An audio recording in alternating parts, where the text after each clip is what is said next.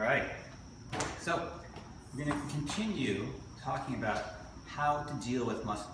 Now, in this part 2, after you've engaged, you've got to understand your own body. So we're going to just take a closer look at understanding how to deal with the strength or power of the other person, but first by looking at ourselves.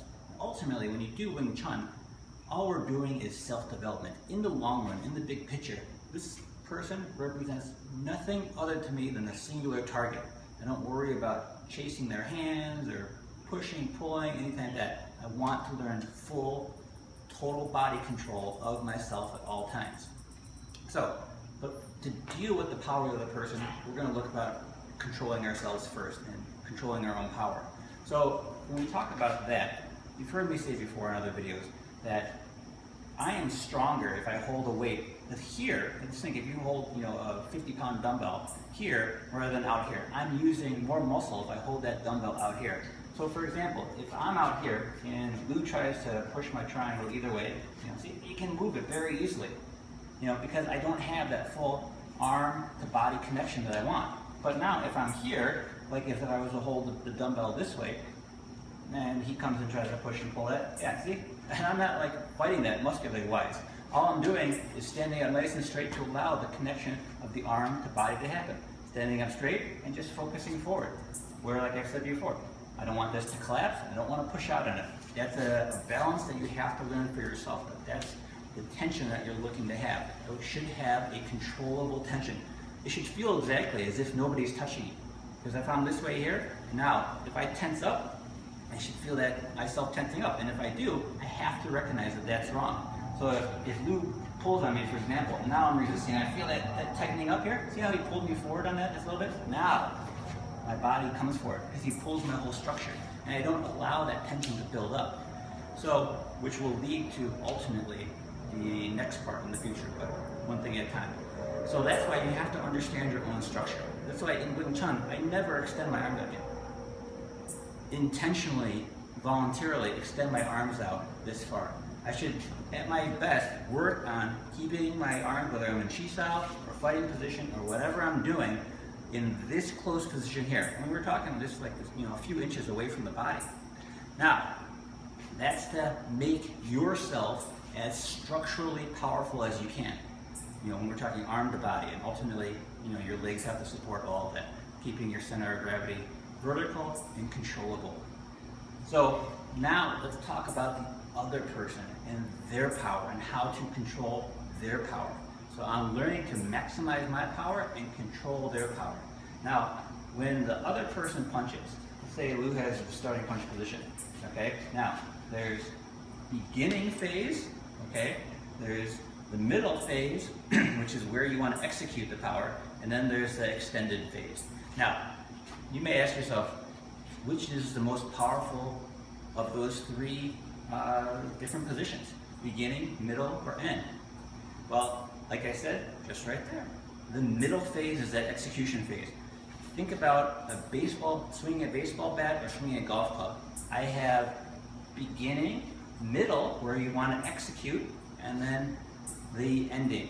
So if I go to try to execute a punch and I'm out here, there's going to be little power on it. Now, why is there going to be little power on that? Because the further I extend out from my body, the less body support I have, meaning that I'm just using whatever strength I have in my arm. Now, again, I'm not saying I want to get hit by anybody who's just swinging their arm at me as fast as they can accelerate it.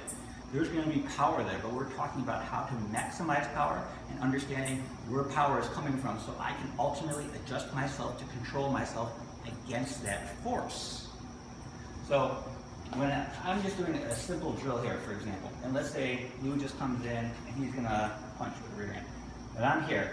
If I'm blocking and he extends out, it's easy for me to turn him off this way because now his power is extended. If he punches again, now it's easy for me to turn him off because his power is extended.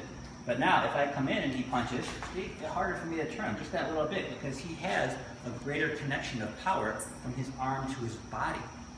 So in practice, you want to learn just from a developmental standpoint, so you can learn to play with different power to either deal with that at the beginning phase of that or the ending phase of that. So if I'm swinging a baseball bat, I either jam the person up before or just as the motion is just starting, or as the motion extends all the way. Because that way I can deal with the power. But actually, the easiest way to deal with it, in which you want to learn and develop your control, is when it's fully extended. You know, if I come in here and I punch this way, it'd be easier to block. Luke comes in and he just extends his arm out straight. That's easy for me to block that. You know, rest right here. All I'm doing is just covering my center. Yeah, just cover my center. Easy to block that.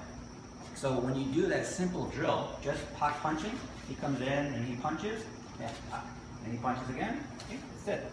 Punches again, good. Punches again. Okay. Easy for me to deal with that. Punch, good. So when you do this, that simple pot punch drill, that's what you're learning to do. You want to understand that balance. Where am I structurally strongest? And when you understand where you're structurally strong and where you're structurally weak, then you'll be able to start to see that on the other person. Now, if we take that from a Chisao example, when Luke comes in to do whatever attack he pump fakes, easy for me to turn that out. And I'm not even like overextending with that here. Just using my body to turn. He does next attack from here, I go with that. I don't want to let that come in here because this is where I'm structurally strongest. He does the following attack off that, just come in and catch, go forward. I can slide through and do an attack if I need to. Because I'm comfortable working in this triangle here. So that ultimately, as your skill develops, now I can use my body. Because my body is stronger than just my arms alone. And as you develop the connection, if I'm using my full body strength of arm, body, legs working together as a coordinated unit, that will be stronger than the other person's arm alone. All right? Hope this helps. Good luck.